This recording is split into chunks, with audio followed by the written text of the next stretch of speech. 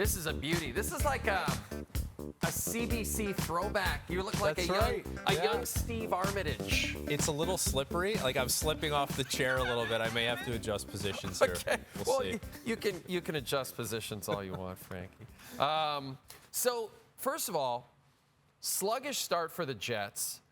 Looks like the game might get out of hand in the first period. How do they keep it from happening? It was the forecheck. Like they forechecked really hard, and Colorado is really going to have to lean on their top four defensemen. Like they don't have the depth to roll 6D over the boards, and Winnipeg was all over it. And with that hard forecheck, which has been a staple of their team all season long, they were able to create turnovers and get plays going to the front of the net. And when you get their defensemen, like Josh Morrissey getting involved in the play at the blue line is so hard for them to cover. And like for Winnipeg, this is going to have to be the trademark of what they do in this series. Like, they're going to have to break down Colorado to the point that defensemen feel like they go back for the pucks and they're constantly under siege.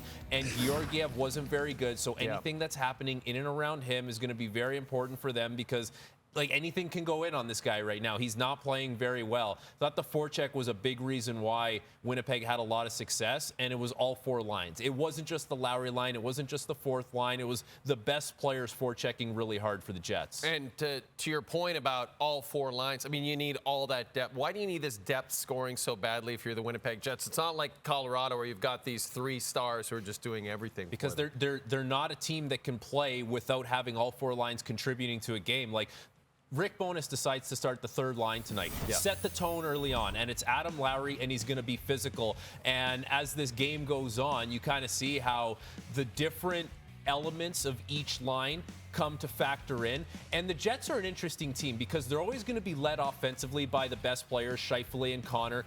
But with Lowry being the captain, they are led emotionally and physically by the energy that he provides. And I thought he was outstanding tonight. Like, he was a presence on the forecheck. He was a physical presence. He fights off Nathan McKinnon to score that goal, going off both posts. Like, so as much as they're going to get contributions from the best players, and they did, Scheifele gets a goal, Connor gets 2 goals, Adam Lowry and what he brings, if the best players don't drag you in, he's going to drag you in with the way that he played. So the depth scoring, the depth contribution, very important for that team. Listen, we could talk about Adam Lowry, excuse me, all day long. I know you get a little choked up. I get emotional talking about him. And I'll say this, like, his assignment is shut down Nate McKinnon and also contribute goals if you can do it. It's a tall order, but he pulled it off in game 1.